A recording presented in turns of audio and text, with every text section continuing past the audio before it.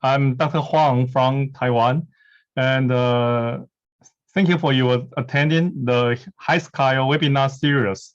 Today's topic is chronic liver disease and elastography.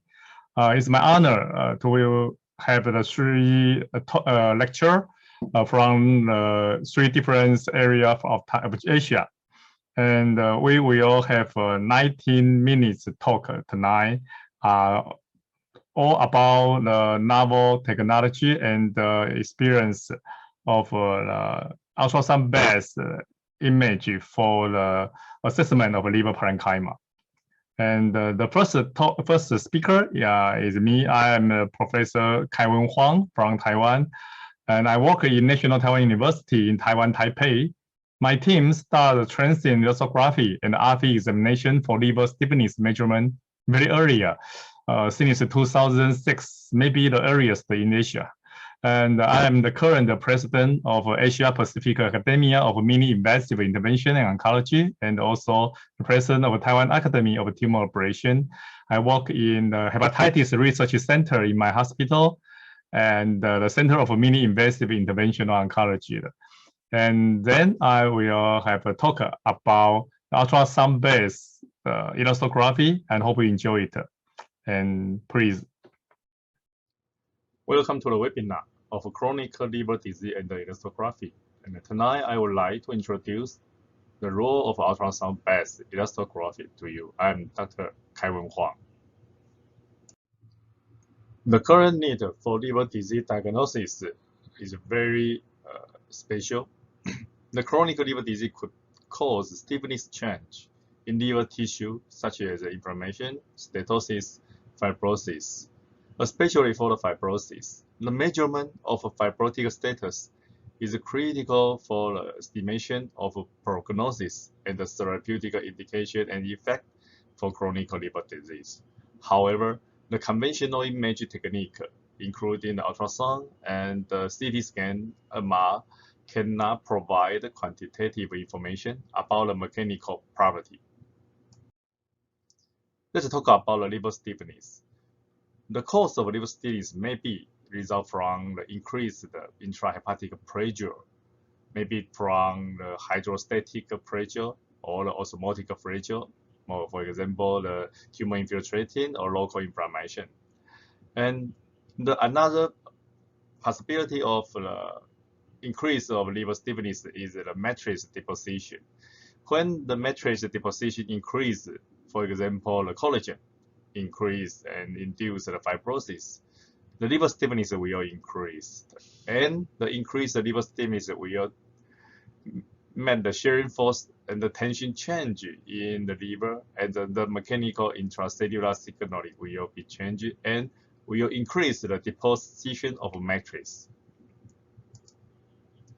So we can find that in the normal liver, the parenchyma is soft and the stiffness is lower. But when you progress to liver cirrhosis, the characteristics became hard, and there are lots of the collagen, and the stiffness is increased. We can find the viscosity will decrease and the stiffness will increase. Tools. And how to evaluate the chronic liver disease? We have some weapons. We can take a biopsy and perform a pathological examination. That is still the gold standard method now. However, it is an invasive procedure with the possibility of complication, and the result is quite objectively. And we can get a very tiny sample size, and this is not repeatable easily. As for the serology, that's useful because what we have to do is just blood sampling. However, the specificity is quite low, and the high confounding possibility, and not directly related to fibrosis. Even now, we have some kind of fibrotic index of serology. That is not still very precise. The image is good. It's non-invasive. Maybe specific. However, there is not quantification when we perform the ultrasound or CT scan and to evaluate the disease status. and only useful to late cirrhosis because at that time there are some complication or associated symptom and sign, for example, splenomegaly and the coarse liver parenchyma. However, only useful for late cirrhosis. And the same, the result is also very objectively. Liver biopsy is still the most important one, and the rule of liver biopsy actually is controversial. The liver biopsy is still the golden standard. However, it is an invasive procedure with a high risk of complication. We can find the 1 to 3% of patients require hospitalization for complication, and 1/4 of patients report discomfort after the liver biopsy. Actually, the liver biopsy is not so welcome and acceptable. The diagnostic accuracy of liver biopsy is still influenced by the quality of the sample and the pathologist. The inter and intra-observer diagnostic discrepancy actually is high, estimated to affect 10 to 20% of assessment of hepatic fibrosis.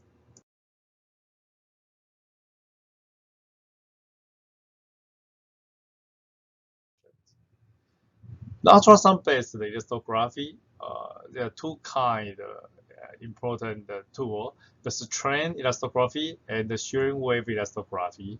And the Shearing Wave Elastography could be divided into the Transient Elastography and the acoustic radiation force impulse, so-called AFI technology. And they can divide to point one, the VTQ, and the 2D one, the two-dimensional SSI. There are two kinds of elastography. First of all, the older one, the compression elastography, also called strain elastography. We have to apply the pressure in order to induce tissue deformity. For example, the RTE type we will introduce later.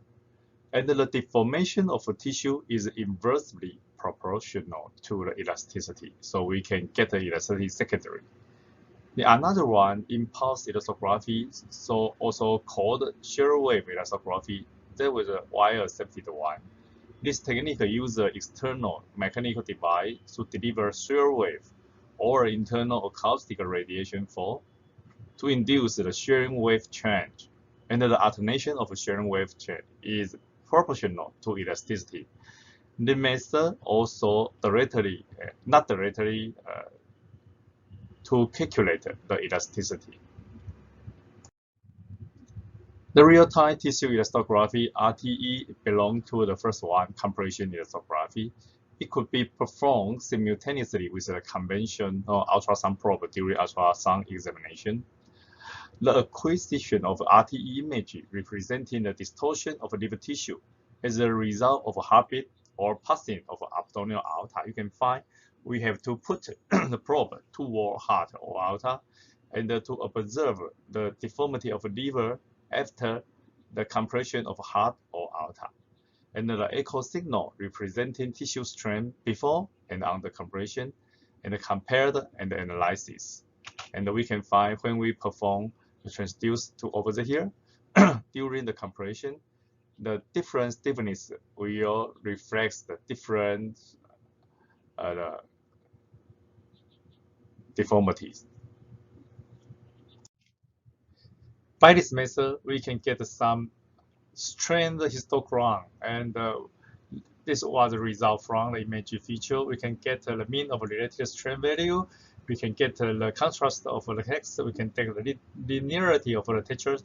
We can get the various kind of the parameter, and we can calculate liver fibrosis index by these parameters. And we can use this kind of formula to estimate the elasticity, the stiffness, the fibrotic status. The other kind of elastography is based on shearing wave elasticity image, including the supersonic shearing wave SWE, and the acoustic radiation force impulse, the RF technology, including the VTI and VTQ. And what's more important is the transient elastography, TE, including fibroscan and the fibrotouch. For this method, we have to put the probe above the liver. the region of interest will be set within the liver parenchyma.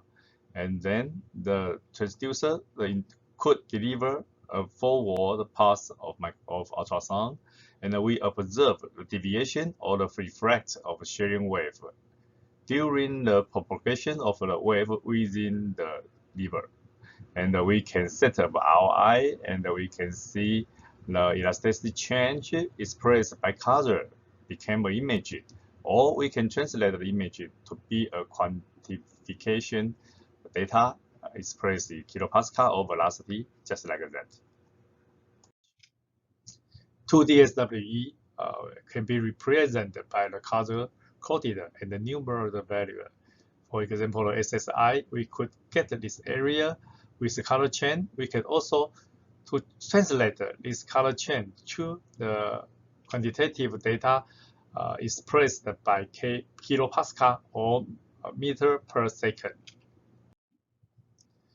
And transient elastography, including the RV and the TE, has been widely accepted by medical society, not only by WHO, by ISLD, ESO, and APASO. And the TE has been the primary non-invasive tool for liver fibrosis and cirrhosis. Liver stiffness measurement has become important physiological parameters.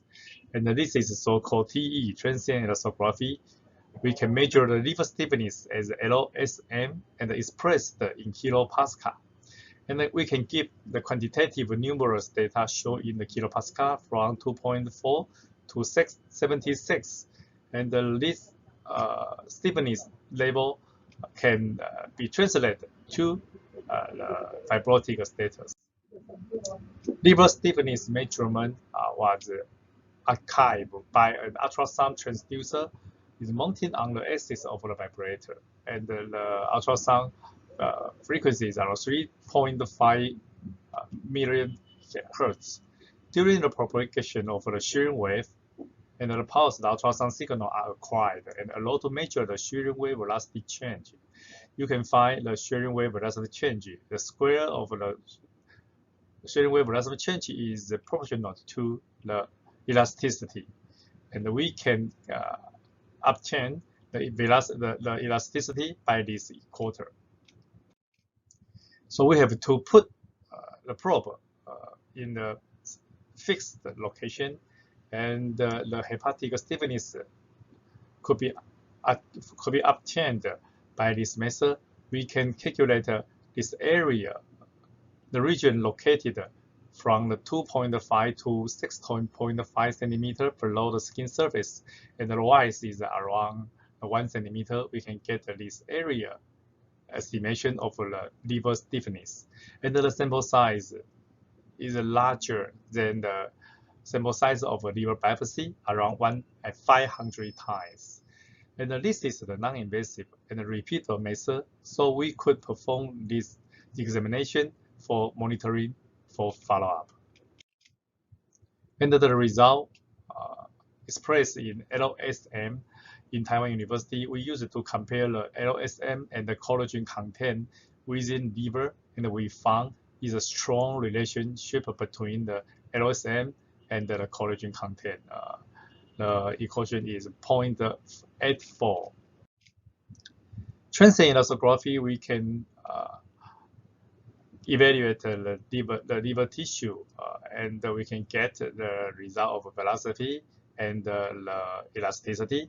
And by the elasticity expressed in kilopascal, we can come to some conclusion about what the severity of liver fibrosis. And we can translate it to the Metavia or E-shock scale of pathological evaluation. The advantage of transient elastography, including it's painless work. So patient can accept repeated evaluation, and it is ambulatory work too. The device and the equipment is quite small and easy to be used portably, and the results are immediately available. It always takes less than 10 minutes. The learning curve is also short. A technician could be trained for around 100 examination, and then became a familiar one. And the reproduction is quite high, and the sample size we analyze is bigger, around 500 times than the sample of liver biopsy. So when we get the result expressed by kilopascal, according to the patient's etiology, hepatitis C, B, or chronic cholestatic disease, we can translate the kilopascal result to become the pathological staging, including the metabolic or the shock. However, there are still some limitation for classical FibroScan device. As we knew, the FibroScan examination is blind. We cannot see the ROI.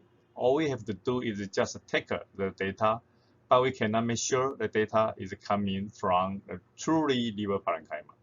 So the failure rate is high. It takes around 2 to 10% of all kind of patients. And when the patient have ascites, the FibroScan cannot detect the precise result. So it will be limited by ascites. It will also be limited by BMI. When the patient is fatty one, and sometimes we cannot take the truly liver stiffness. We have to prepare various probes for children, for the obesity patient. So the probe's price is quite high, will become another problem. And the limitation of ROI is very important because all we can do is just to evaluate the liver only and the right side only. And the evaluation is always be limited by right lobe lesion, for example, tumor or post-right lobectomy. So the combined function with elastography and ultrasound is very important. This is the FibroTouch device. We can perform a traditional ultrasound and we get a beam mode image. We can perform also elastography by transient elastography. We can get a result for liver elasticity or the other function, including the fat, intrahepatic fat evaluation or others. However, we have two different functions. We can combine it, we can merge it. So we can increase the precisity and we can perform the liver stiffness measurement over the exact right place. The precise localization of ROI is quite important. Ultrasound guided localization could increase the precision. We can perform the color Doppler with a high resolution. We can get the two-dimensional image for localization of liver. We can avoid ascites, cystic lesion, tumor vessel, and we can focus our ROI in the liver parenchyma, and that will result in high reliability and repeatability. By this method, we can perform the elasticity measurement for the HBV patient or the other kind of patient. This study was published in 2020, and 500 more patients with hepatitis B was enrolled. All had achieved at least 10 successful LSM by FibroTouch. The result in a successful rate of 99% is quite high. And the AURC for the LSM, you can find no matter what kind of status, the AURC is very good, 0.84, 0.85, 0.9. And the diagnostic accuracy of LSM was superior to GPR, ARPR, APRI, or the FIB4 index, this serological test in staging fibrosis 2 to 4. And the optimal liver stiffness measurement cutoff values for diagnosis, you can find that it's quite good from the 5.5 to 12.7 respectively. So we come to the conclusion that TE has a high successful rate and a good reliability in staging liver fibrosis for hepatitis B patient. As for hepatitis C patient, this is another study. Enrolled 121 patients with hepatitis C and compare the LSM, APRI, and the FIB4 and we can find these methods are all good diagnostic tool, highly correlated with biopsy result. In the patient with F2 more and F4, the LSM, the IOC is the best, the higher than FIB4 and the API. You can find this is the best one. And it means the transient elastography has a reliable tool and for the staging liver fibrosis in hepatitis patient. Liver stiffness could also be used for evaluation of therapeutic effect by antiviral agent. Let's look at the two patients. We can find after treatment of antiviral agent, according to the pathological staging, there is no any change from ESHAC 6 to ESHAC 6. But when we look at the pathological examination, you can find the fibrosis was improved, and the improvement reflected in the change of LSM from 17.2 became 8.2. It means the automatic quantitative data of LSM is better than pathological staging. The fibrosis is improved truly after effective treatment now and could be evaluated by LSM precisely. So for long-term monitor of disease progression and the evaluation of therapeutic effect, LSM is quite useful. Elastography is also could be used to evaluate the risk of EV bleeding. You can find for this patient's evaluation, we can find the LSM and the spleen diameter has a good estimatability for EV bleeding. So we can perform ultrasound to estimate the spleen size. We can perform the TE for LSM, and then we can predict the possibility of EV bleeding. TE also could predict the possibility of post-operative hepatic failure.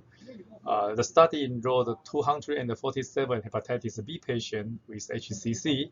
They received liver resection, and after operation, we can find this patient, the incidence of post-hepatectomic liver failure is related to the liver stiffness. And for all patients, and you can find the cutoff point is 40 kilopascal before and below. Above and below this cutoff point, we can notice the incidence of the hepatic failure after the operation is increased. For serious patient, it's 70 kilopascal. So by this method, we can evaluate the possibility of post-operative complication. LSM is helpful to decision making after hepatectomy for hepatitis B patients. Beyond the TE, RFI is also another useful method, but the user is not as much as TE is acoustic radiation force impulse. When we perform TE, we evaluate the reflex wave. When we perform RFI, we evaluate the deviation of the shear wave. So we can use the modified transducer, deliver a series of focused acoustic pulse to measure the tissue elasticity. We measure the magnitude of the tissue displacement in response of the applied force within this RI. And the result by the VTQ of the RFI is very similar with LSM. In Taiwan University, we use it to perform the correlation study. We can find the LSM and the VTQ are highly correlated. And the VTQ result is highly correlated with liver collagen content also. When we could detect the elasticity of the RI, and then we could detect the stiffness of liver tumor, and it will become a useful tool to evaluate the potential pathological diagnosis of a tumor. And in this study, they enrolled some hemangioma patient, FNH patient, HCC, metastasis, and cholangiocarcinoma, and put the ROI within the tumor and get the stiffness value of every tumor. They found the elasticity median value of hemangioma, FNH, HCC, metastasis, and cholangiocarcinoma are totally different. And the stiffness difference could be used as the diagnosis, and we can find the p-value is quite low. By this method, we can find at literature studies included 519 liver lesions. We can find the elasticity could also use for the classification of liver lesion, and the malignant liver tumor seem to be hard and with higher elasticity, and the benign one sometimes could be evaluated to archive the result of the soft one and the lower elasticity. Finally, I have to say the liver fibrosis status is an important diagnostic need, and more important. And the non-invasive elastography has been validated clinically for fibrotic staging in addition to liver biopsy. TE, RTE, RV, all these kinds of techniques is most commonly used to measure liver stiffness. The physical principle on which these techniques are based on difference. Some use Shear wave and some use strain tissue elastography, but the transient elastography with the Shear wave detection is more and more important, became the mainstream now. Ultrasound-guided elastography will be the mainstream tool for quantitative diagnosis of liver parenchyma. The precise localization of RI will increase the technique success and the data reliability. So we have some take-home message about this lecture. The application of elastography technique could identify the severity of liver fibrosis, no doubtly. And we could predict the cirrhosis-related complication and the post-operative events. The characterization of a focal lesion could be useful now, and we can use the technique to monitor the treatment of liver disease such as antiviral treatment, and that will be useful in the future. And the lecture was offered by the Asia Pacific Academia of Mini Invasive Intervention Oncology from Taiwan. And we offer the basic training of ultrasound guidance technique. And we also offer the advanced training of interventional ultrasound and the surgical ultrasound. And I thank you for your attention, and I regard you will enjoy. Thank you very much. For time limitation, I would like to introduce the second speaker from Vietnam, Dr. Vinh Han Dao. And Professor Vinh Han Dao is the Vice General Secretary of the Vietnam Association of Gastroenterology. She is also the Vice Director of Endoscopic Center in Hanoi Medical University Hospital in Vietnam. And she is also the lecturer currently in Internal Medical Faculty, Hanoi Medical University, Vietnam. And tonight, she would like to introduce the current situation of chronic hepatitis and the liver fibrosis evaluation in Vietnam. Let's welcome Dr. Vinh Han Dao. Thank you.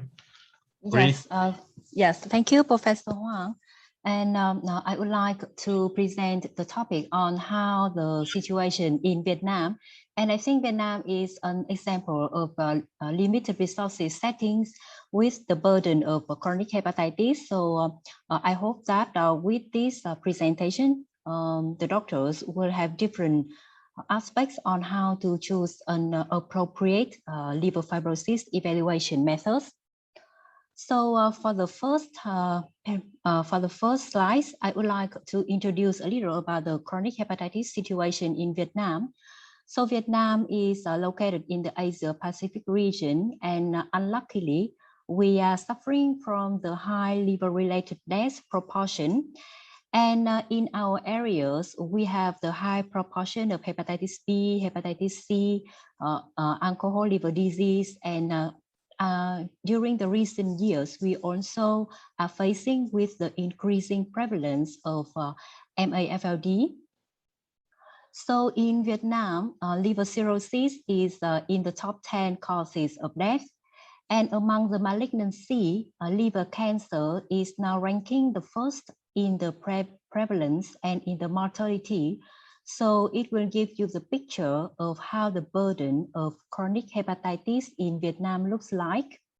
According to the data of WHO, the seroprevalence of HBV in Vietnam is ranging from 8 to 19% depending on the population of the studies. And the seroprevalence of HCV is ranging from 1 to 3%. However, when we are heading to 2030, it is the elimination target of the whole world. According to the prediction of WHO, we will have the decreasing trend of HBV-related complications such as liver cirrhosis or SCC. And the situation is also very similar to HCV. According to the prediction of WHO, we will have a decreasing number of patients infected as well as the complicated cases. So how about the alcohol consumption and the liver disease relating?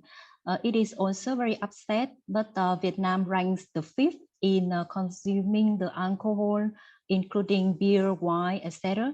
So that is why the alcoholic related disease, liver disease in Vietnam is also high in the region. And I would like to quote one very famous sentence from Dr. Hans Popper, a very famous hepatologist in the world.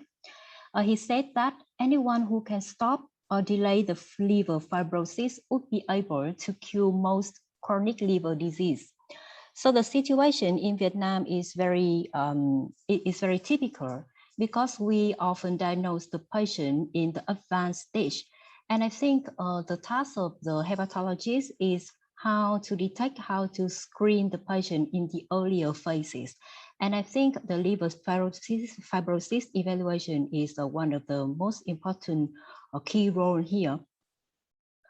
So whatever the etiologies of the liver disease, but we all understand that the natural history of the liver disease will change from the liver fibrosis to the liver cirrhosis.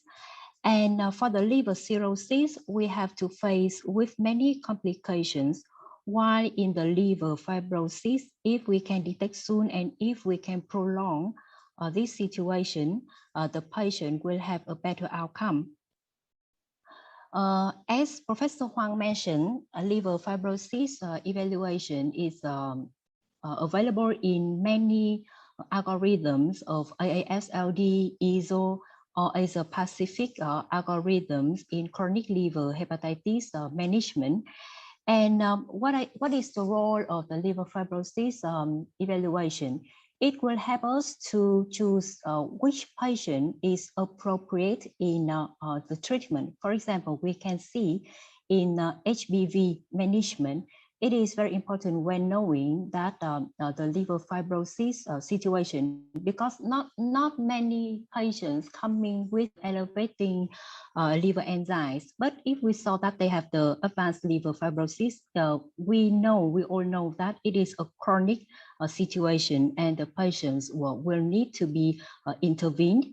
And it is also very important because it can prognose which patient will be suffer from the complications of portal hypertension or the HCC occurrence.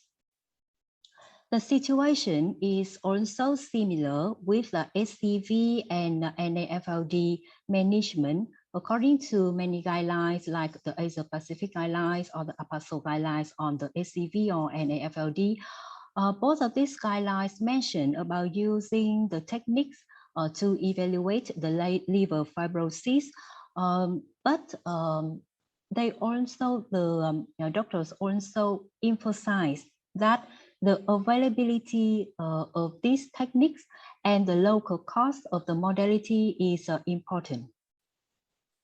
So this is the updated guideline from EASL several months ago, and I really like this guideline in 2 algorithms.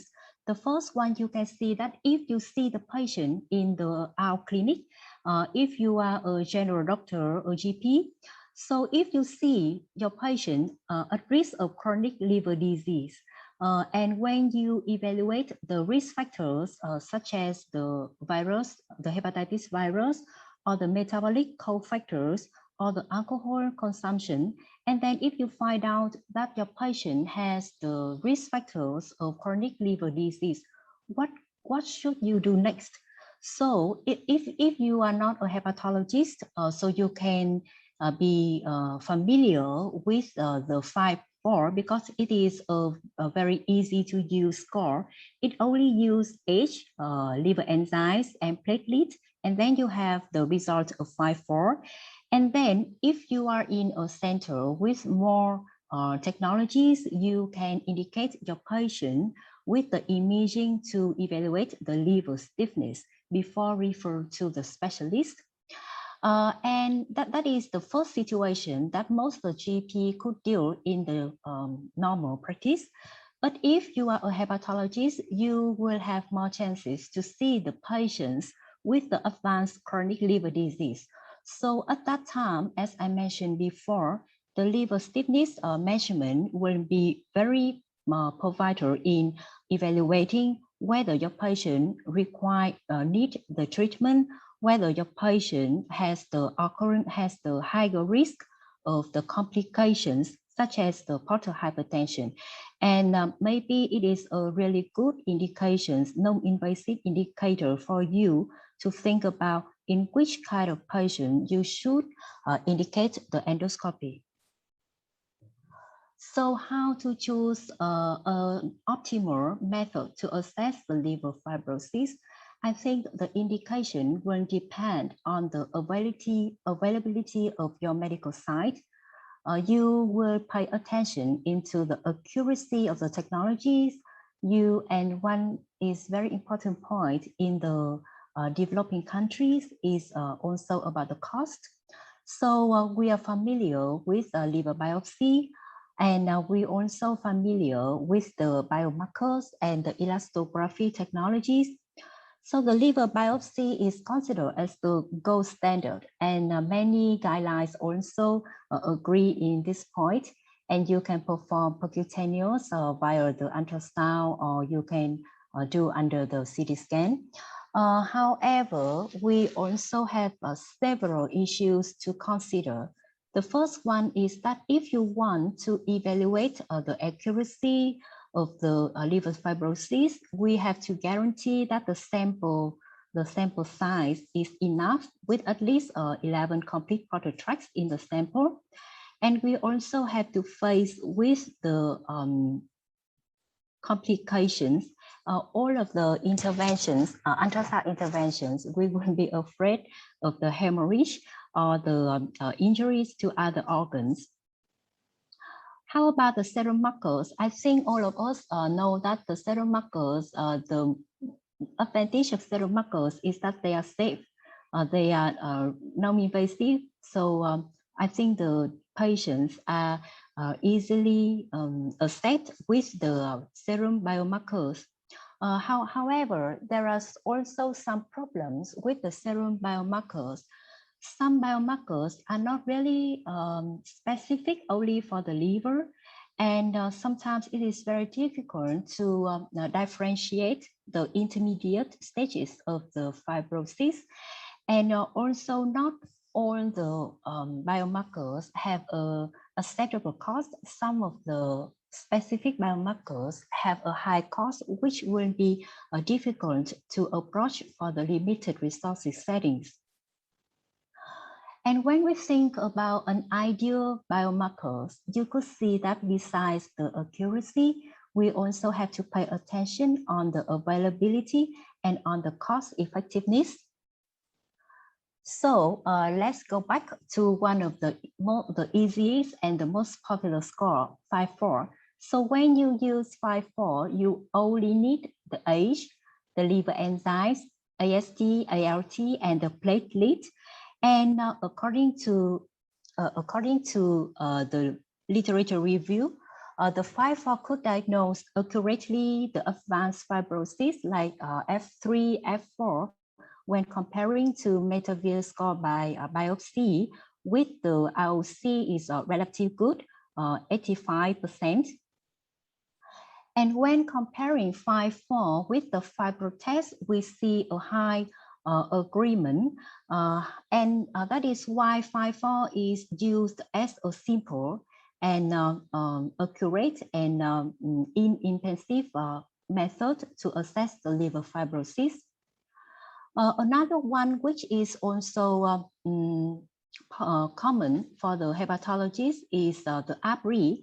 So the APRI shows also the acceptable accuracy when we assess the liver fibrosis. However, we have to pay attention that it seems better in the chronic hepatitis C and the Nafld more than the chronic hepatitis B. And the APRI is also good with the significant liver fibrosis. So it will be a good score when we have to exclude the liver cirrhosis. So how about comparing FIB-4, APRI, and elastography? So according to one study in chronic hepatitis B, who underwent the liver fibrosis management by the elastography, it showed that the liver fibrosis index measured by the real-time ultrasound elastography was the most accurate one with the highest AUC comparing to 5-4 and APRI. And according to a very interesting study on nearly 100 patients in the NAFLD, they designed the algorithm how to combine the biomarker with the elastography, and they find out that if we combine the 5-4 and the TE, we can achieve 90% diagnostic accuracy for advanced fibrosis in Nafld patients. So I would like to introduce one biomarker which is present in Vietnam for recent years. It is M2BP-GE. So this one, this biomarker is interesting because I will explain a little later when coming back with Vietnam situation. But this protein is excreted from various cells, including hepatocytes. And it was found that related to the progression of the hepatic fibrosis. And according to the pilot studies, they show that this protein increased significantly along with the progression of the hepatic fibrosis stage. So coming to the elastography, so thankful to the presentation of Professor Huang, very informative, and we can study a lot. So there are so many overlapping slides which I can skip.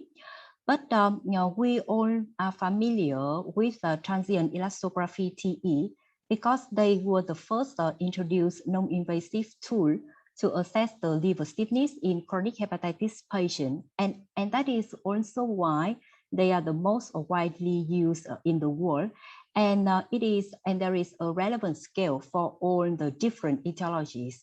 We can use the different scale for HBV, HCV, for alcohol patients, for Nafld patients. And in the TE, as Professor Huang also presented in the previous presentation, we are all familiar, if you're performing this technique, that it will use a dedicated probe. And you will see that there will be 3 modes in the screen: M mode, A mode, and elastogram. And depending on which system are using, we will have the CAP, the control attenuation parameter, or the UAP, ultrasound attenuation parameters, and the results will be obtained immediately. And the ultrasound doctors will see whether the quality of the TE procedures is enough.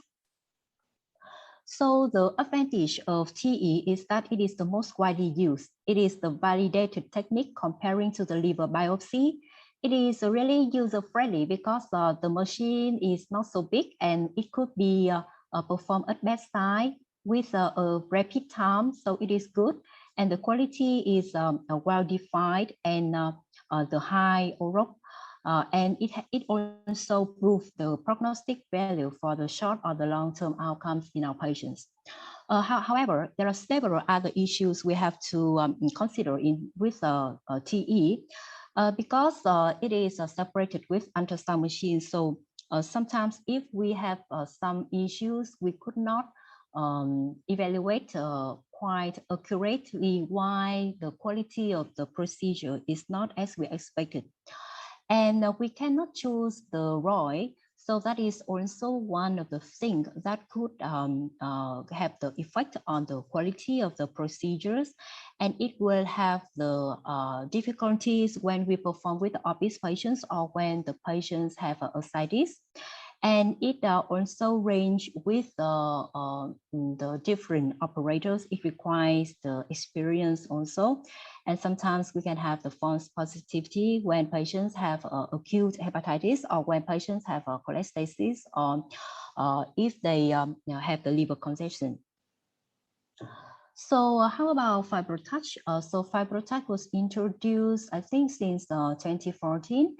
And FibroTouch have several systems, but if you use the FT1000, one of the things that I feel most useful is that it integrates with the image-guided detection system.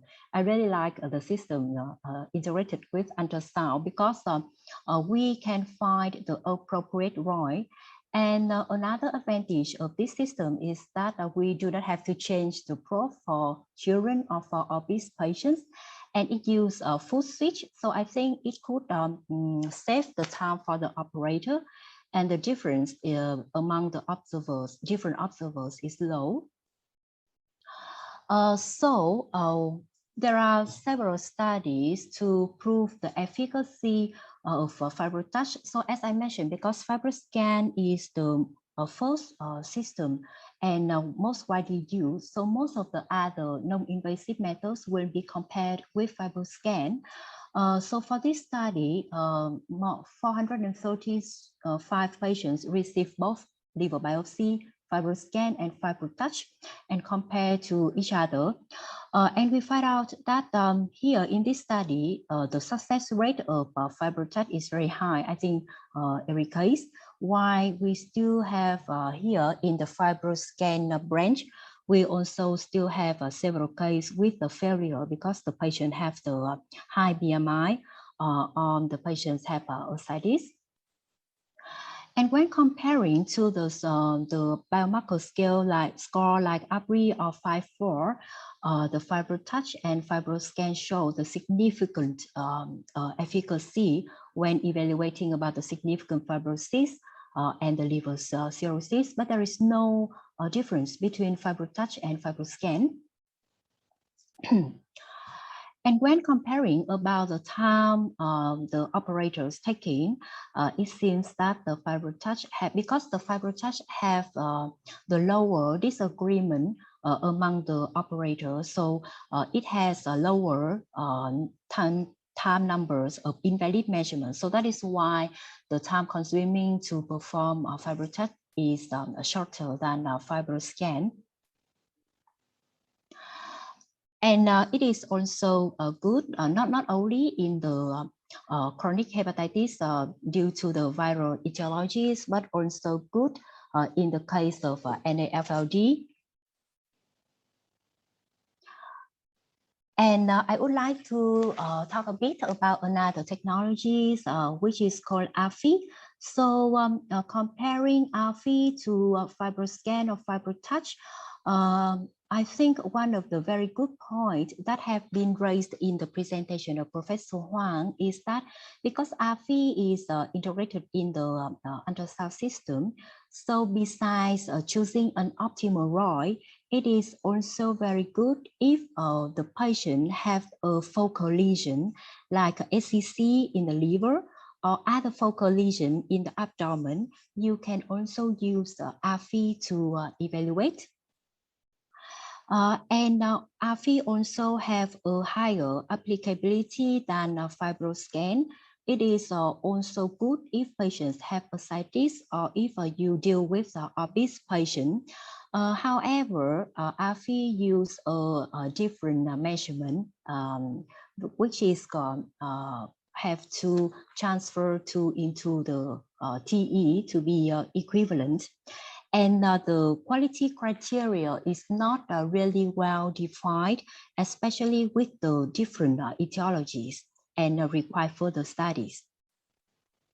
So for the shear wave elastography, it is also good in the scope that it is integrated in the ultrasound machine, and it also have a good performance in applicability.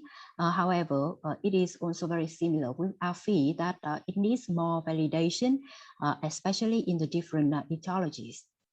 Mie elastography is a hot topic in recent years. We all know that it has a very good applicability. However, I think the biggest problem with Mie is the cost effectiveness, and it also time consuming.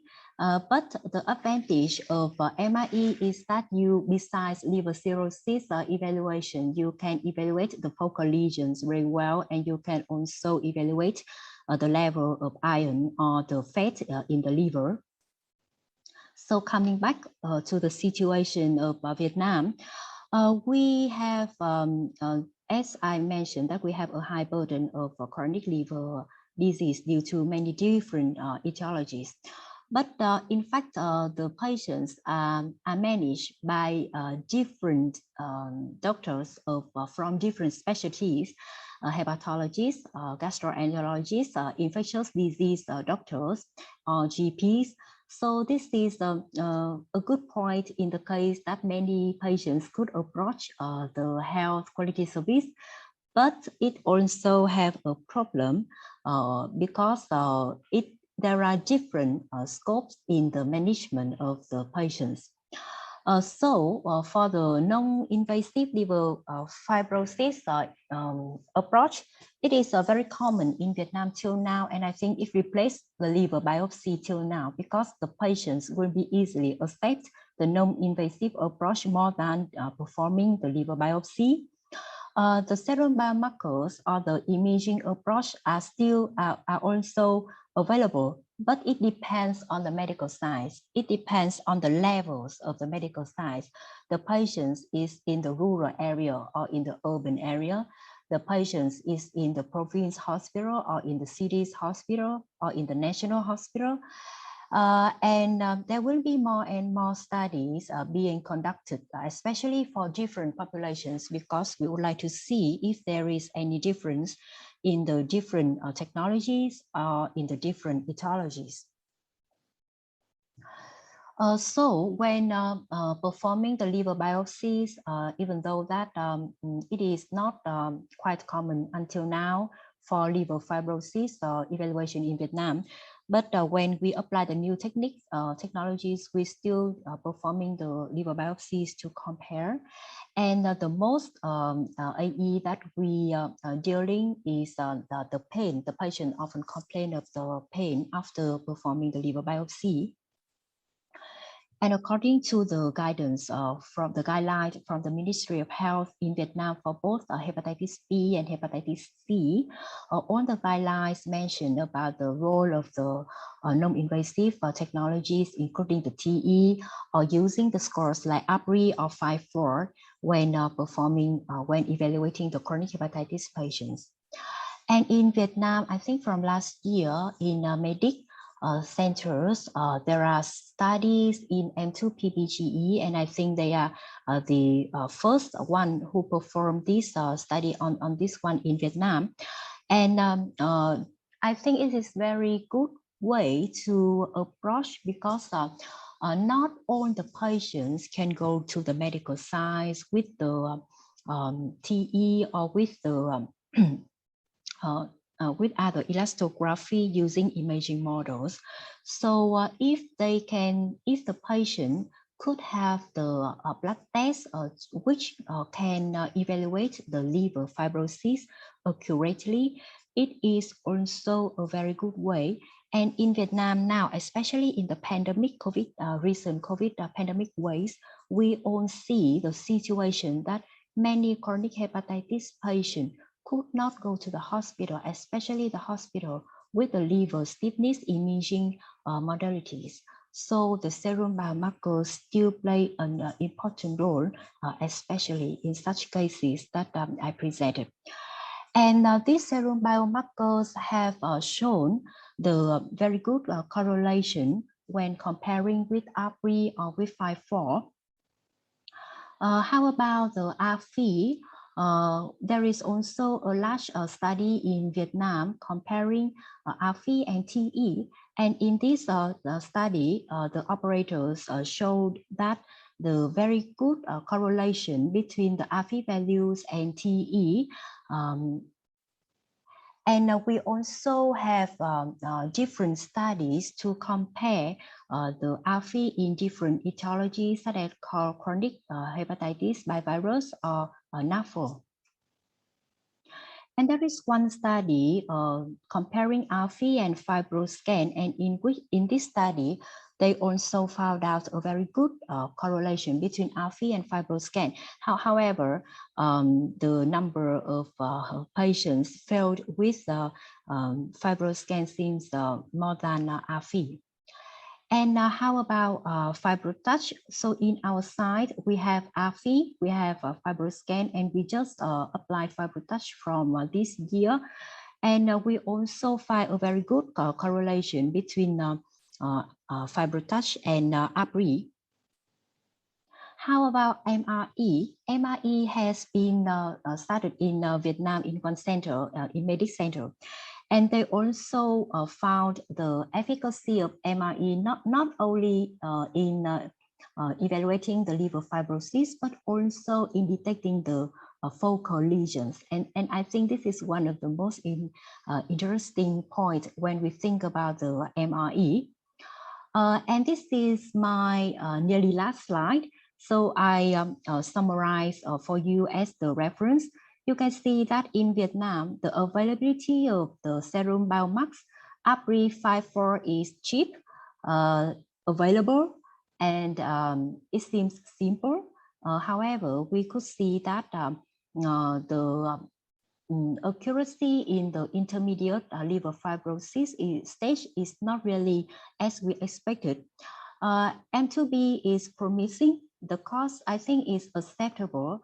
However, we still need further data. For TE, FibroScan is available in many medical sites, and the cost is also acceptable, widely validated. But it has problem with the obese patients or when the patients have the ascites. FibroTouch have a similar cost with FibroScan, but it is less time consuming. It has a good point with the ultrasound guidance. And I really love that we don't have to change the probe for the patients with obese. And it has the lower failure rate. AFI is good also, but with the integration with the ultrasound, so we can choose the appropriate Roi and also evaluate the focal lesions. But the AFI is like FibroTouch is not as common as FibroScan in Vietnam. MRE, now we only have one center and the cost is very high. But it's good when we think about screening the tumors or when evaluating other metabolic problems, especially the steatosis, or when we want to evaluate the iron accumulation. However, I think MRE until now is mostly have the role in the studies, like more than in the clinical practice in the limited resources settings like in Vietnam. So I would like to summarize my presentation in several points. The liver stiffness measurement is essential in chronic hepatitis management, and we can see that non-invasive methods play more and more important roles. Vietnam is suffering from a burden of chronic hepatitis due to the high prevalence of virus, of alcohol consumption, and increasing of metabolic disorders. And in Vietnam or in other developing countries, we have to balance between the accuracy, the availability, and the cost to have the appropriate indications. Thank you for your attention. Thank you, Dr. Dao. It's quite comprehensive and informative speech. Thank you for your speech. And let me introduce the final speaker tonight, and Professor Wang Kyung-Chang. He is a professor and a senior consultant, gastroenterologist and hepatologist. Work in the University of Malaya Medical Center, and the University of Malaya Specialist Center. Dr. Chen is a professor of medicine at the University of Malaya, and he is also the senior consultant gastroenterologist and hepatologist. He is also a member of the Academy of Medicine of Malaysia and the Malaysia Society of Gastroenterology and Hepatology and the AA, ASLD. He was the scientific co-chair for the Asia Pacific Digestive Week in 2020. He is also a member of Asia Pacific Working Party on Non-Alcoholic Fatty Liver Disease, the Gut and Obesity in Asia workshop group, the CAP Prognostic Study Group, and the Global NASH Council. His main research field is the metabolic dysfunction associated with fatty liver disease. Tonight, Dr. Chang will introduce the identifying patient with more severe Nafld. Dr. Chang, please. Thank you very much, Professor Huang, for your very kind introduction. Very good evening, ladies and gentlemen, friends and colleagues. First of all, I'd like to thank Hisky Medical for the invitation to give this talk this evening. It's really a pleasure to be here. So over the next 25 minutes or so, I'll be addressing identifying patients with more severe Nafld. So to set the stage, I would just like to spend a few minutes to talk about the old term Nafld or non-alcoholic fatty liver disease. Nafld encompasses a spectrum of liver condition that is characterized by excess accumulation of fat in the liver. In the majority of cases, it's related to overnutrition and obesity. And for strict definition of Nafld, significant alcohol consumption and other causes of chronic liver disease must be excluded. This is the spectrum of Nafld. At one end is simple steatosis.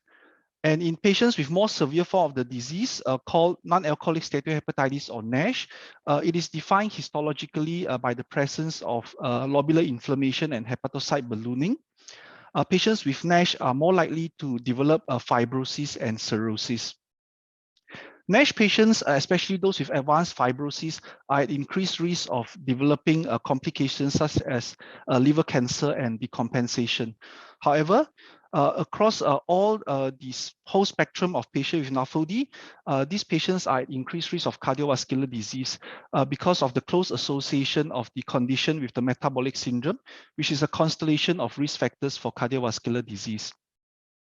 In fact, cardiovascular disease is the leading cause of mortality in Nafld patients. This slide shows you the natural history of Nafld. Its annual incidence is about 3 to 4%. And 25% of patients with steatosis go on to develop NASH and have fibrosis progression in 3 years. And patients who have NASH, which is the more severe form of the disease, have fibrosis progression at a faster rate, at an average of 1 stage over 7 years, while patients with simple steatosis progress slower with fibrosis progression of 1 stage on an average of 14 years. In those patients who have developed cirrhosis, the risk of liver cancer is 1 to 4% per year. As you have heard from both Professor Huang and Dr. Dao earlier, fibrosis assessment is very important in patients with chronic liver disease. It is the same in patients with Nafld as well. You can see in this study, patients who have significant fibrosis are at significantly greater risk of liver-related mortality during follow-up, nearly 10 times. And this risk increases as the severity of the fibrosis increases, so much so that patients with cirrhosis are over 40 times a higher risk of liver-related complications and mortality. Next, I'd like to move on to the fundamental issues of the older term Nafld. As you have heard earlier, the diagnosis of Nafld requires exclusion of significant alcohol intake and other causes of chronic liver disease. However, we know in reality that the same patient may have more than one cause of chronic liver disease. In fact, we do see patients who have got fatty liver due to obesity, who at the same time consume more than a modest amount of alcohol. We also see patients with chronic hepatitis B infection who has fatty liver that is related to obesity. The other issue is that the term Nafld does not in any way attribute the disease to its underlying etiology.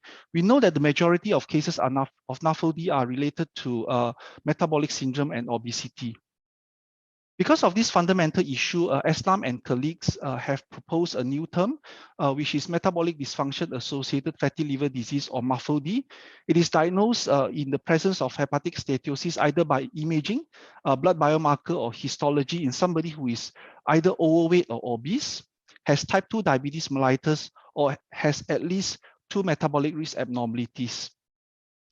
The metabolic risk abnormalities includes the criteria for metabolic syndrome, and in addition to that, 2 other criteria, which is elevated HOMA-IR and elevated HSCRP level. The term MAFLD has been endorsed by the Asia Pacific Association for the Study of Liver, as is reflected on this clinical practice guideline released last year. The term MAFLD has also been endorsed by the Malaysian Society of Gastroenterology and Hepatology. When we look at these 2 definitions, we can see that the majority of patients who fulfill the criteria of NAFLD would fulfill the criteria for MAFLD as well. However, there will be about 5 to 8% of patients who fulfill the criteria for NAFLD but do not fulfill the criteria for MAFLD. These are mainly patients who have got hepatic steatosis but with a mild or no metabolic abnormalities. On the other end, we can see those patients who do not fulfill the criteria for NAFLD but fulfill the criteria for MAFLD. These are in fact patients who have hepatic steatosis as well as metabolic syndrome, but because they also have other causes of chronic liver disease such as significant alcohol consumption, hepatitis B infection, and so on, they do not fulfill the criteria for NAFLD. In order for us to understand the importance of today's, the topic of today's talk, which is identifying more severe MAFLD, I would like to refer to this study by Professor Vincent Wong from the Chinese University of Hong Kong. As you can see here, there's a very high prevalence of NAFLD in the general population. So in this population-based study, NAFLD diagnosed by magnetic resonance spectroscopy was seen in over a quarter of the general population.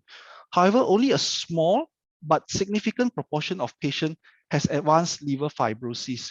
So how is it that we can actually identify patients with more advanced liver fibrosis, of which we know are at higher risk of liver-related complication and mortality, so that this patient can be linked to the necessary care?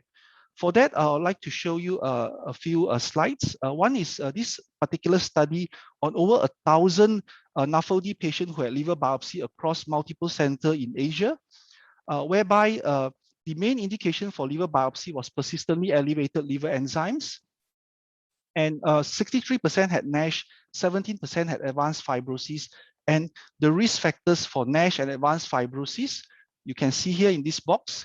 The risk factor for NASH include elevated BMI, diabetes, dyslipidemia, elevated ALT, and elevated AST, while the risk factor for advanced liver fibrosis include age more than 55 years old, diabetes, and platelet count. What you can see here is diabetes is a risk factor for NASH, diabetes is a risk factor for advanced fibrosis. And that shows us that diabetes is actually a very important factor to consider to identify patients with more severe NAFLD. And we also perform a study using transient elastography in patients attending the diabetes clinic in our hospital. You can see there's very high prevalence of NAFLD in patients with diabetes. Over 70% had NAFLD. And based on a liver stiffness measurement, about 1/5 of these patients actually had advanced liver fibrosis. And among those patients who had liver stiffness measurement more than 8 kilopascal, who were referred to the gastroenterology and hepatology clinic for further assessment, of which some of them had liver biopsy, you can see that the majority of them had NASH, and the majority of them had some degree of liver fibrosis.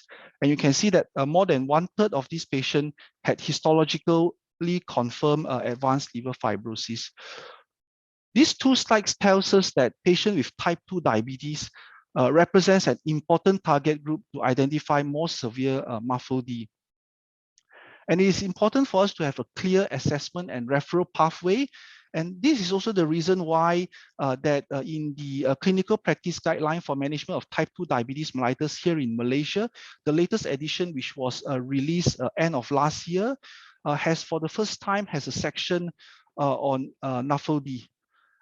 The rationale behind this is because there is already in existence a system in the diabetes clinic whereby patients are assessed for target organ damage. For example, diabetic retinopathy, diabetic nephropathy, peripheral nephropathy, peripheral vascular disease, and so on. So it makes sense to actually co-localize the assessment of severity of liver disease in the diabetes clinic. We do not need to reinvent the wheel. The system is already there, but what we really need to do is to create the awareness and to include the assessment of liver disease among diabetes patients, of which you have already heard earlier, are at increased risk of more severe NAFLD.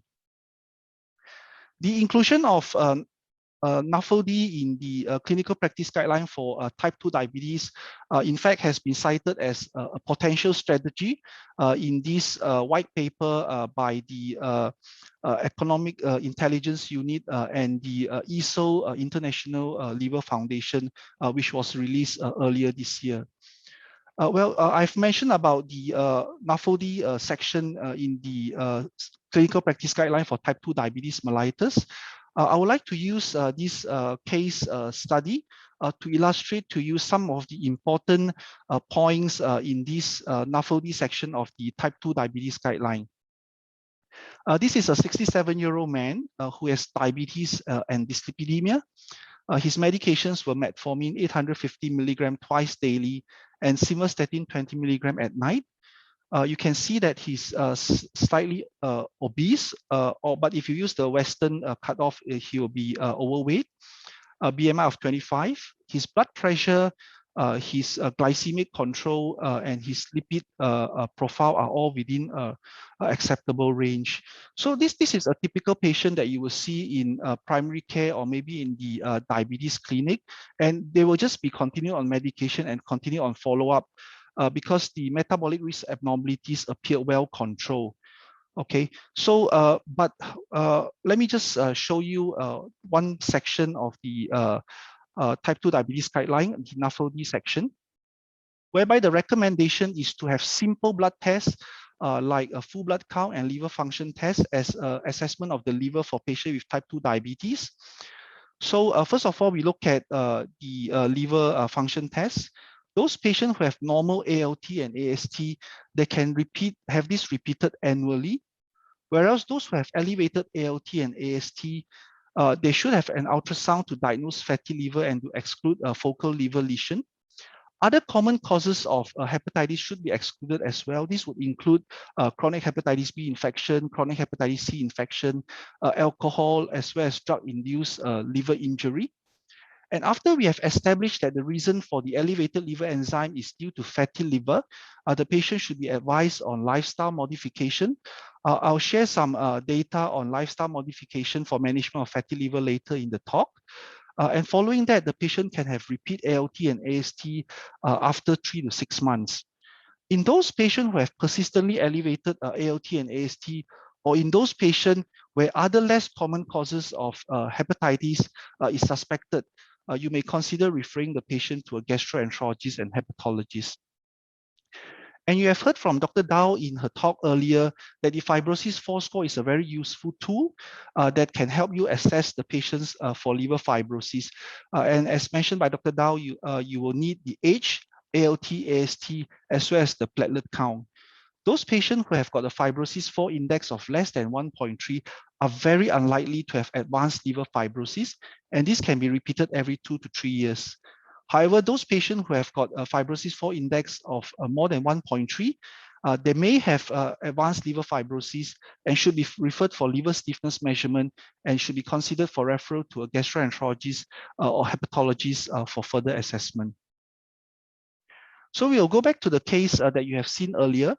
because of the Nafld section in the type 2 diabetes guideline, the attending doctor has has asked further question to the patient and found that the patient's father died of cirrhosis and possibly liver cancer.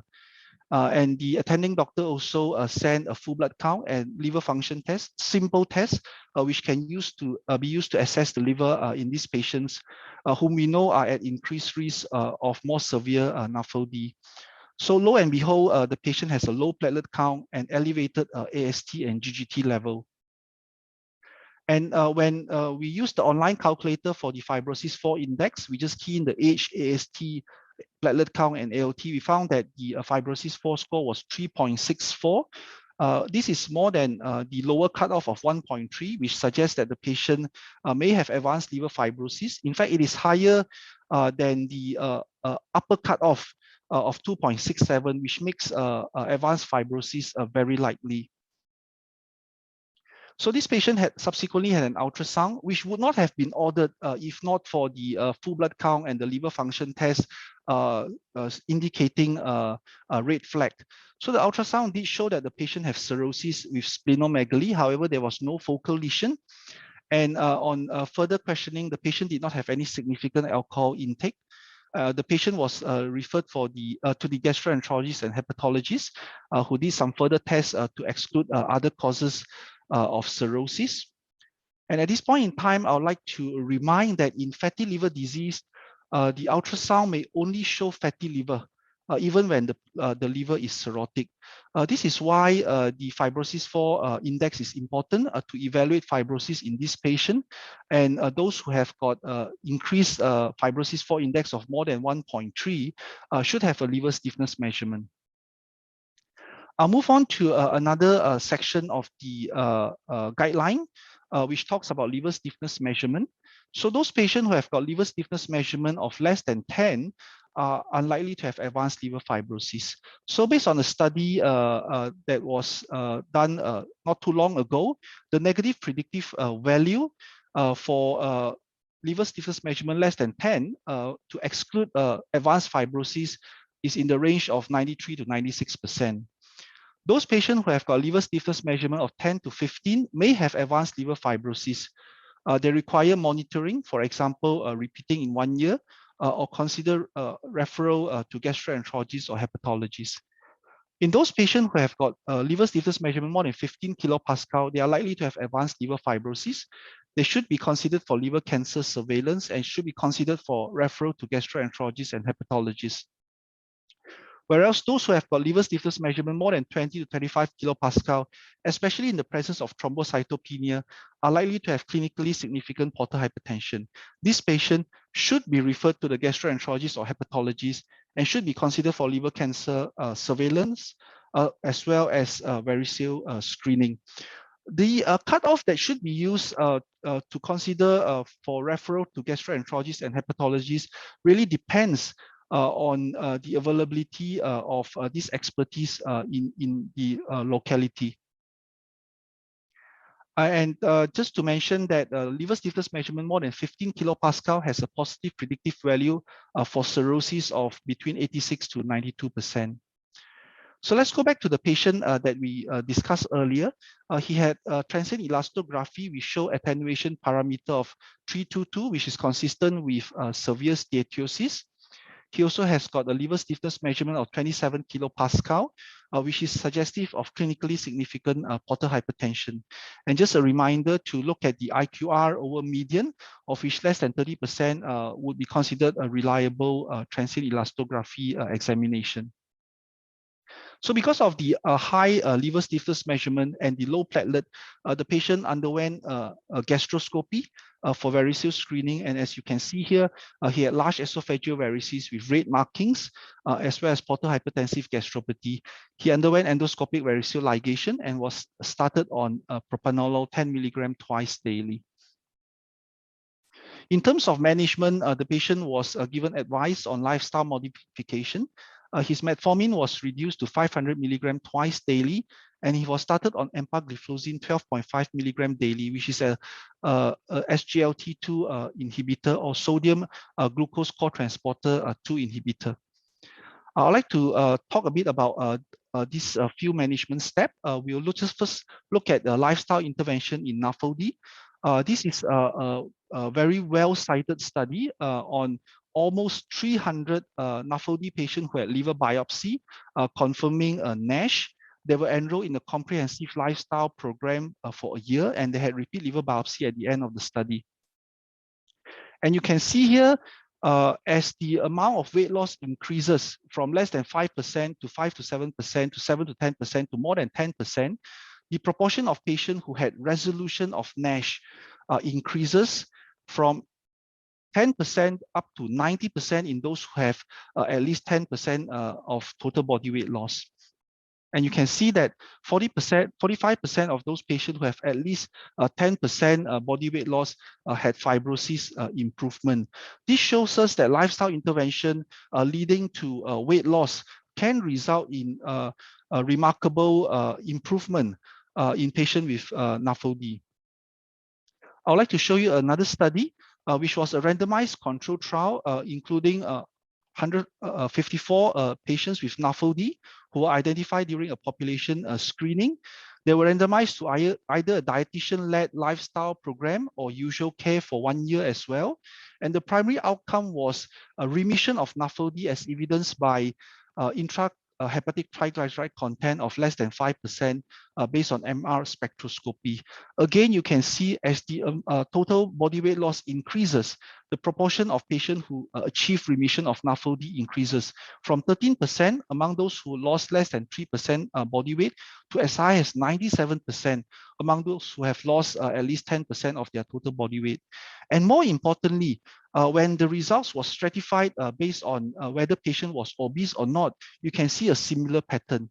This essentially tells us that even among non-obese patients, if they have Nafld and if they can go on a lifestyle change achieving weight loss, they can also achieve the improvement that we see among obese patients. Next, I would like to talk a bit about Sglt2 inhibitor. This is a pilot study that we did using empagliflozin for biopsy-proven NASH. It was a small single-arm open-label study where we enrolled 9 patients who were treated with empagliflozin for 24 weeks, and they had a repeat liver biopsy at the end of the study. As expected, we saw improvement in various metabolic profile. Patient has significant reduction in their BMI, waist circumference, blood pressure, fasting glucose, as well as total cholesterol. But in addition to that, there has significant decline in their serum GGT level. There has significant decline in their volumetric liver fat fraction as measured by MRI. They also had a significant decrease in steatosis grade, ballooning grade, as well as fibrosis stage. And when we compared the result with a historical placebo of a randomized control trial that we have done previously, these improvement in steatosis, hepatocyte ballooning, as well as fibrosis remain significant. Well, this is just a single arm open label study. Do we have any results of randomized control trial? In fact, we do, but it's not a histological endpoint. Rather, it was based on MRI. This a study on patient with diabetes and Nafld who was randomized to either empagliflozin or placebo. They had MRI PDFF at the beginning as well as after 20 weeks. And as you can see here, those patients who received empagliflozin had significant reduction in the percentage of fat in the liver. This was not seen in the placebo group, and the difference remains significant when compared between the two groups. So back to our case, the patient had the propranolol optimized and subsequently had a repeat gastroscopy. And as you can see here, only small varices and scar was left. And 1.5 years later, during follow-up, his weight reduced from 77 kg to 65 kg. This is from his lifestyle modification as well as from the Sglt2 inhibitor. And he has a total body weight loss of 15.6%. And you can see that his metabolic profile improved across the board from the glycemic profile to the lipid profile, and even his liver enzymes normalized. And he continued to be on liver cancer surveillance with a 6-monthly ultrasound and alpha fetoprotein level. He subsequently had a repeat transient elastography after 2 years, and you can see that his attenuation parameter improved, his liver stiffness measurement improved as well. So ladies and gentlemen, I would like to conclude by saying that Nafld is the liver manifestation of the metabolic syndrome. It is highly prevalent among patients with type 2 diabetes, and patients with type 2 diabetes are more likely to have more severe Nafld. It is important that there's a clear assessment and referral pathway so that patients with more severe Nafld can be linked to gastroenterologist and hepatologist care, while patients with less severe Nafld can remain in primary care or endocrinology where they are best managed. Thank you very much, and I'll be happy to take any question. Thank you, Dr. Chen. And tonight we have the three very wonderful talk about the various kind of topics in I found. And here I have some questions for Dr. Tao and Professor Zhang. And as for the Dr. Tao's speak, and some of our audience are interested in the frequency of examination. I knew in Vietnam now you perform transient elastography quite earlier and for the elasticity assessment. And how often have you performed the examination for your patients? I mean, maybe you perform the antiviral treatment, maybe you just perform the regularly follow-up.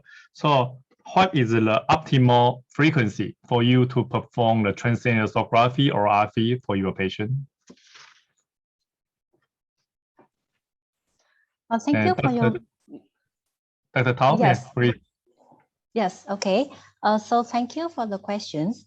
So if I treat the patients with the chronic hepatitis, especially viral chronic hepatitis, they often follow up as like 3 or 6 months as regularly. But I think for the change of the liver stiffness, it will take a longer time. So I often indicate 6 months or 1 year. For 6 months, maybe if the previous follow-up, if they have the elevated liver enzymes, and I suspected that maybe the liver stiffness measurement is not accurate when the patients have the flash. So maybe when I treat the patients in the background situation, I would like to see the nature, the real nature of the liver stiffness. So then I will check with the shorter interval. But if they are in a regular and stable follow-up, I think maybe 1 year is okay. And because in the patients, between the liver fibrosis and the liver cirrhosis, it is very important if we have different approaches to predict which patient could have the complications.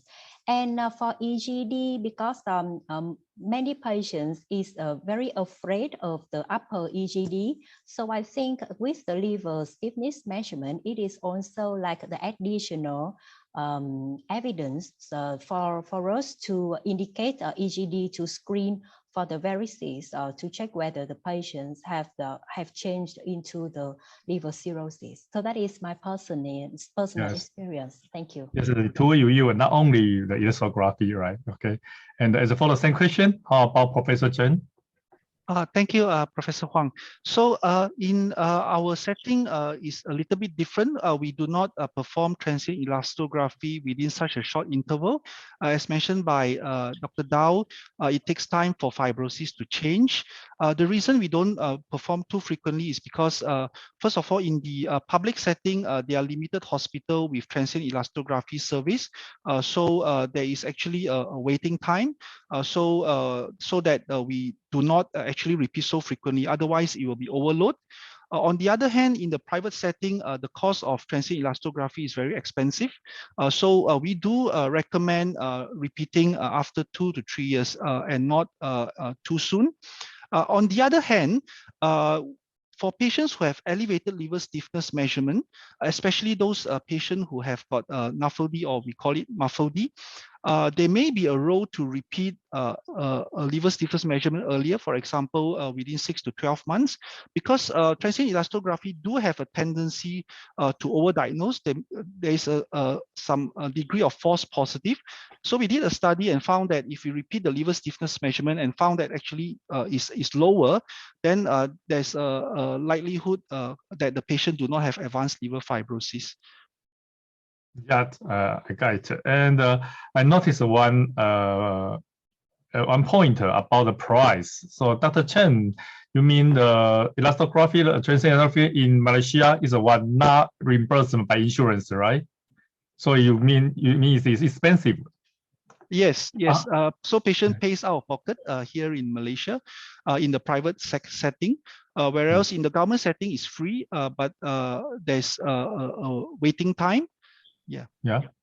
But I found in the Dr. Dao's lectures, the price in Vietnam seems not so expensive, right?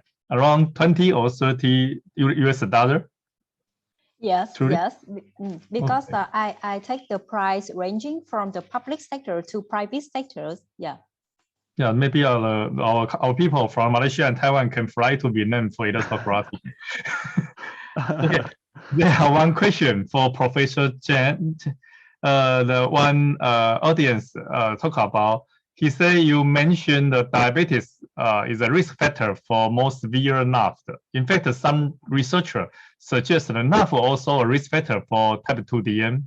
Do you have some experience that you use the liver fibrosis or steatosis index by 5-4 or TE to evaluate the type 2 DM risk? Yes. So in fact, this is a very interesting question. And as mentioned by the participant, in fact, diabetes and MAFLD, they are actually two sides of the same coin. There's a bidirectional relationship. So the more severe the fatty liver, the probably more severe the diabetes and vice versa. So indeed, we do assess a patient. For example, in patient with chronic hepatitis B, when we perform a transient elastography, not only does it provide us with liver stiffness measurement, which allow us to assess fibrosis, but it also provides us with attenuation parameter, which allows us to assess for steatosis. And when we find that patients with chronic hepatitis B infection has got fatty liver as well, these patients are also much more likely to have the metabolic syndrome, such as diabetes, hypertension, and dyslipidemia. And the fatty liver should really be diagnosed in these patients so that their metabolic profile can be evaluated accordingly, so that this can be addressed as well to reduce their risk of cardiovascular disease. In fact, we have a paper that the abstract has been submitted to the upcoming APASL meeting exactly on this topic, where there's a high prevalence of significant steatosis among hepatitis B patients and a high prevalence of metabolic abnormalities among them. Thank you, Professor Chen. And I found a question actually is index me to answer that, but I think that's a very interesting question, and we all of us could reply it. The question is, I used to talk about inflammation, infiltration in liver could make the liver stiffness increase, right? So he want to know whether the inflammation make liver fibrosis become serious. Actually, or only influence the liver stiffness value increase. I mean, so if the latter, when detection, how can we decrease the effect of inflammation? Okay, Professor Chen, how about your opinion about this question? Yes, so in fact, especially in chronic hepatitis B infection, it's clearly shown that inflammation can result in very high liver stiffness measurement. In fact, Professor Henry Chan from Chinese University of Hong Kong had a paper on adjusting using different cutoff in the presence of elevated serum ALT level. In fact, for personally, if I have a patient with chronic hepatitis B infection who have persistently elevated enzyme, I do not tend to perform transient elastography for them because they already have indication to start on antiviral. I will start them on antiviral, and when their liver enzymes are normalized, then I'll perform the transient elastography to assess for fibrosis. How about your practice, Professor Huang? Oh, okay. Actually, we don't perform transient elastography for the patient is under active inflammation of hepatitis. I think that is very difficult for us to make a difference between the truly inflammation only or actually there's fibrosis. So I totally agree with Dr. Chen, Professor Chen's opinion that we have tried to correct the hepatitis situation, and then we will perform the transient elastography after that. How about Dr. Zhao? How about your opinion? Yes, I think I also have mentioned about this before when talking about the interval follow-up, because if the patient have the elevated liver enzymes, it will make the bias when we are interpreting the liver stiffness measurement. I think we often indicate, in Vietnam, we often indicate that when we see the patients for the first time, because for the first time, it is very difficult for us to really know about how the chronic progression occurs. So this is one indicator.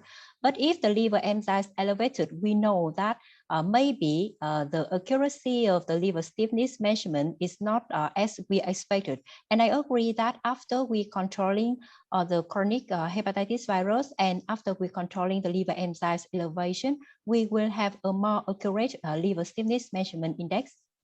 Thank you. Thank you. Thank you. That's truly. Okay, and maybe our final question about ultrasound attenuation parameters. And now more and more people will be monitored by the attenuation parameter on the especially for the MAFLD patient. And I would like to ask you to express about the role of ultrasound attenuation parameter.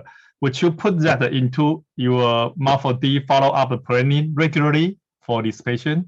Or just for specific timing, we will perform the attenuation parameter evaluation? Professor Dao?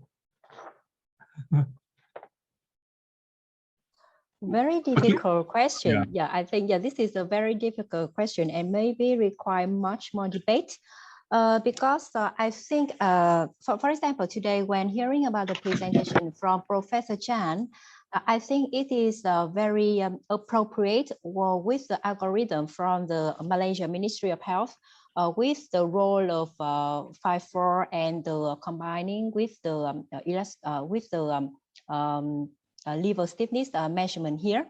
But in fact, in the clinical practice in Vietnam for us, we still haven't got any guideline for the Nafld or MAFL, what to do and what is the real role of the liver stiffness measurement. And it is still now under investigation and also in debate among the hepatologists in Vietnam.